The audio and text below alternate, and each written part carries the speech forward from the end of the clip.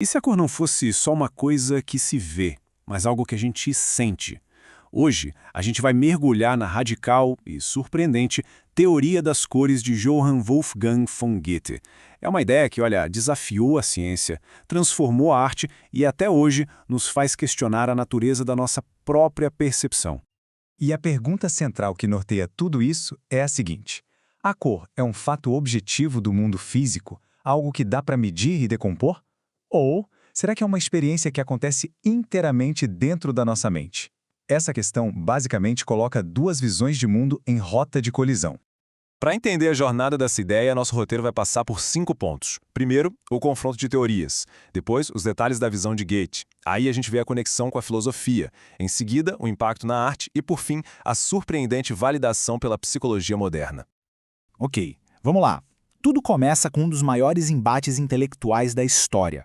De um lado, a gente tem a física rigorosa de Isaac Newton, e do outro, a abordagem holística, sabe, profundamente humana, de Goethe.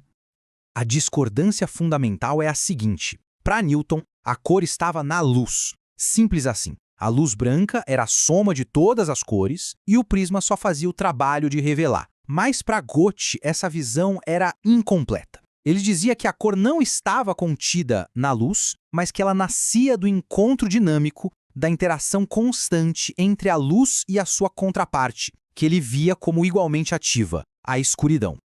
E foi lá em 1810 que Goethe publicou a sua obra monumental Zur Farbenlehre, ou Doutrina das Cores. E olha, isso não foi só um tratado sobre ótica, não. Foi um desafio direto, apaixonado mesmo, ao modelo newtoniano que reinava absoluto há mais de 100 anos. Então, vamos explorar os princípios centrais da teoria de Goethe. É uma viagem que nos tira da física de laboratório e nos leva para o mundo vibrante da percepção humana, para como a gente realmente vive as cores no nosso dia a dia. A ideia mais revolucionária de Goethe foi essa: a cor não é uma decomposição da luz. Pensa bem, para ele é o resultado de uma interação, quase uma dança mesmo, entre a luz e a escuridão. A escuridão, na visão dele, não era só a ausência de luz, era um polo ativo, essencial para que a cor pudesse existir.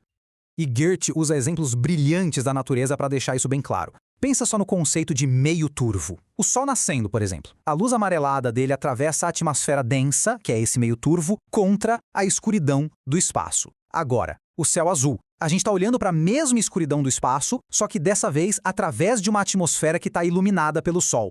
É de uma elegância impressionante, né? Mas Goethe não parou por aí não, ele introduziu também o conceito de cores fisiológicos. Basicamente, ele argumentava que o olho não é um espectador passivo. O próprio ato de ver já é um ato criativo. Isso quer dizer que o observador não está fora da equação, ele é parte fundamental dela. E a prova disso está em fenômenos que a gente pode observar facilmente. A pós-imagem, por exemplo, é um clássico. Sabe quando se olha fixamente para um objeto vermelho e depois desvia o olhar para uma parede branca? Surge uma mancha verde. É o olho, na sua busca por equilíbrio, gerando ativamente a cor complementar. As sombras coloridas também mostram isso, que a nossa percepção depende do contexto, provando que a cor é uma experiência que acontece dentro da gente. E ele foi ainda mais longe, gente. Goethe atribuiu um peso emocional a cada cor. Ele organizou em grupos. As cores do lado mais, tipo amarelo e laranja, seriam ativas, quentes, associadas à alegria, à ação. Já as do lado menos, como o azul e violeta, seriam passivas, frias, ligadas à tranquilidade e até à melancolia. Para ele, a cor dialogava diretamente com a alma. E com toda essa ênfase na experiência vivida, o método do Goethe foi tão, mas tão radical que, sem nem saber, ele acabou antecipando um dos movimentos filosóficos mais importantes do século XX. Esse movimento é a fenomenologia. Explicando de forma bem simples, é uma filosofia que nos convida a deixar de lado nossas teorias e preconceitos para focar nas coisas exatamente como elas aparecem para a gente, sabe? Na nossa experiência imediata. E o lema de Edmund Husserl, que é o pai da fenomenologia, as coisas mesmas, captura perfeitamente o espírito do que Goethe já estava fazendo um século antes. Ao estudar a cor observando o céu, as chamas, as sombras, Goethe estava praticando exatamente isso, um retorno às coisas mesmas, à experiência pura. Claro que essa forma de pensar, tão focada na experiência e na emoção, ia ter um impacto profundo no mundo da arte. Muitos pintores encontraram em Goethe uma linguagem para expressar não apenas o que eles viam, mas o que eles sentiam.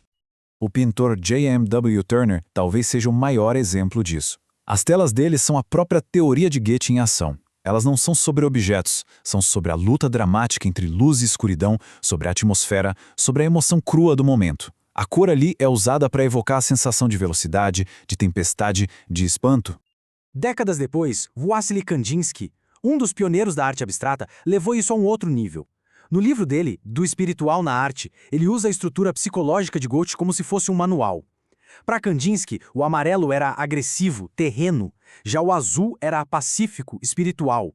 Ele compunha as telas não para mostrar o mundo, mas para provocar uma resposta emocional direta através da ressonância das cores. Essa jornada de Goethe pela arte é fascinante, mas a história ainda aguarda uma última e surpreendente reviravolta. Vamos ver como a intuição dele sobre a percepção humana encontrou um eco inesperado, dentro da própria ciência. E essa validação veio da psicologia da Gestalt. A ideia fundamental deles é simples, mas muito poderosa. O todo é maior do que a soma das suas partes. A nossa mente não é uma tela em branco que só recebe estímulos. Ela ativamente organiza, estrutura e dá sentido ao que a gente percebe. Isso nos leva de volta ao ponto de partida, né?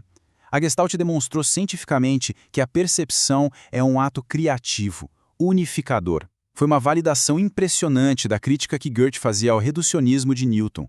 A visão dele, que foi ridicularizada pela ciência por mais de um século como não científica, na verdade tinha capturado uma verdade profunda sobre como a nossa mente funciona.